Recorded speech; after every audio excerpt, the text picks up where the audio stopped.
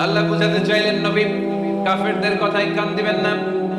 ওরা বলে আমি আপনারে ভুলে গিয়েছি, না না কোশ্চিন কালেও না, আমি আপনারে কেমন করে ভুলে যাই, আপনি আমার বন্ধু। আমি ইচ্ছা করেই ওহী নাজিল বন্ধ রেখে কিছুদিন আপনারে ছুটি দিলাম। আল্লাহর পক্ষ থেকে আমি আপনার জন্য বিশ্রামের ব্যবস্থা করে দিয়েছি। নবী বিশ্রামের ব্যবস্থা করে দিলাম, কারণ প্রতিদিন ওহী নাজিল বলে এটা পৌঁছে দেওয়া এটা চারটেখানি কথা নয়।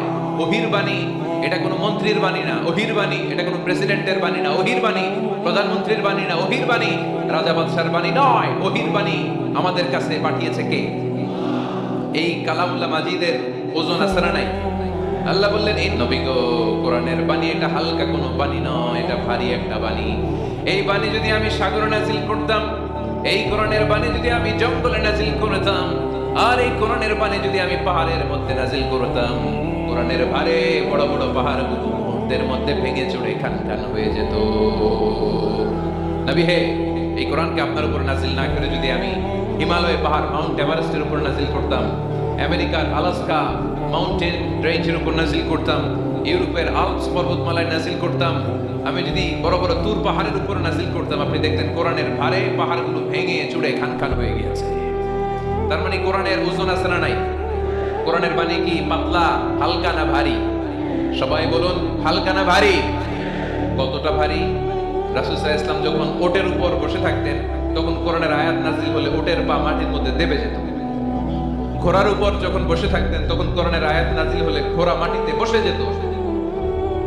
মাঝে মাঝে আল্লাহ রাসূল সাহাবীদের পায়ের উপরে মাথা রেখে ঘুমাতেন। সাইয়েদনা যায়েদ রাদিয়াল্লাহু তাআলা আনহুর পায়ের মধ্যে, রানের মধ্যে মাথা রেখে বিশ্বনবী একবার ঘুমালেন। যায়েদ রাদিয়াল্লাহু তাআলা আনহু বলেন, অনেকক্ষণ বিশ্বনবী শুয়ে রইলেন, কিন্তু আমার কষ্ট হয় নাই, আমি টের পাই নাই। কিন্তু হঠাৎ বিশ্বনবীর উপর কোরআন যখন নাজিল হওয়া শুরু হয়ে গেল, আমার মনে হলো বিশ্বনবীর মাথার ওজন উহুদ পাহাড়ের সমান ভারী হয়ে গেছে। এতক্ষণ ধরে বিশ্বনবীর মাথার কোনো ওজন নাই, হঠাৎ যখন কোরআনের আয়াত নাজিল হতে লাগলো, দেখলাম বিশ্বনবীর মাথার ওজন এতটা বেড়ে গিয়েছে, আমার মনে হচ্ছে আমার পায়ের হাড়টি আর রান ফেটে মুহূর্তের মধ্যে খান খান হয়ে যাবে। তার মানে কোরআনের আয়াত সবসময় রিসিভ করা, ওহী সবসময় নেয়া এবং ওহীর বাণী পৌঁছে দেয়া, এটা সাধারণ কোনো কাজ নয়। সব সময় ওহী লাগাতার নাজিল হলে নবীর কষ্ট হয়ে যাবে। এজন্য নবীর কষ্ট দূর করার জন্য সরকারি চাকরি যারা করেন যেমনি ছুটি পান, নবীকে একটু ছুটি আর বিশ্রামে রাখার জন্য আল্লাহ তাআলা ইচ্ছা করে ওহী নাজিল বন্ধ রেখেছেন। চিল্লায়ে পড়েন সুবহানাল্লাহ। এজন্য আল্লাহ তাআলা নবীকে আশ্বস্ত করে বললেন, নবী আল্লাহ তাআলা তার নবীকে কনফার্ম করেছেন যে নবী আমি আপনার সাথে আছি, নবী আমি আপনার সাথে আছি। এই এলাকার ওসি সাহেব যদি আপনারে বলে আমি আপনার সাথে আছি, সাহস লাগবে না? এসপি সাহেব যদি বলে আপনার সাথে আছি, সাহস লাগবে না? এমপি সাহেব যদি বলে সাথে আছি, সাহস লাগবে? প্রধানমন্ত্রী যদি বলে ভয় নাই, সাথে আছি, সাহস লাগবে না?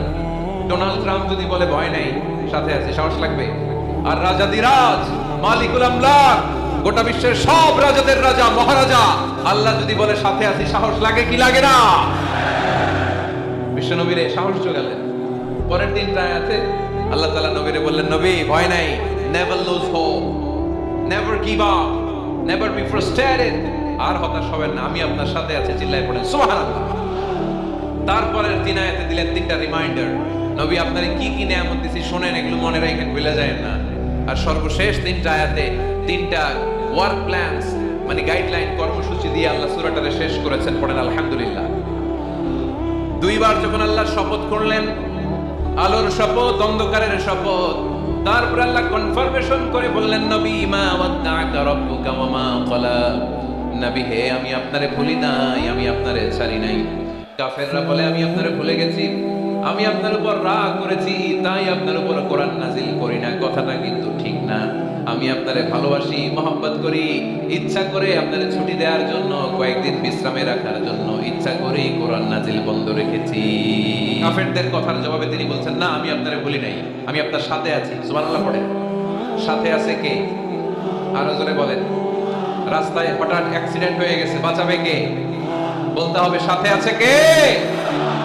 আমাদের সাথে আল্লাহ আছে। এরপর আল্লাহ বললেন, ওয়ালাল, ও নবী মক্কার জীবনে সাময়িক একটু কষ্ট আপনি সহ্য করেন, মদিনার জীবনে আপনার জন্য আনন্দ রেখেছে কে? আখিরাতে আপনার জন্য জান্নাতকে তৈরি রেখেছে কে? ওয়ালাল আখিরাতু খায়রুল লাকা মিনাল উলা। আরেকটা কনফার্মেশন, আরেকটা অ্যাসিউরেন্স, আরেকটা নিশ্চয়তার গ্যারান্টি, নবী মাটির ঘর আসল ঘর। এই ছোট্ট 2 লাইনের নাশিদ, এই গানটাই আমাদের হেদায়েতের জন্য যথেষ্ট, তাই না? কত কষ্ট করে বিল্ডিং বানালাম, কত কষ্ট করে ফ্ল্যাট কিনলাম, কত দামি টাইলস দিয়ে আমার গোসলখানাটা বানালাম, কিন্তু আমার জীবনের শেষ গোসলটা কি আমার ওই গোসলখানায় হবে? চিল্লায় বলতে হবে, হবে। এজন্য আল্লাহ বললেন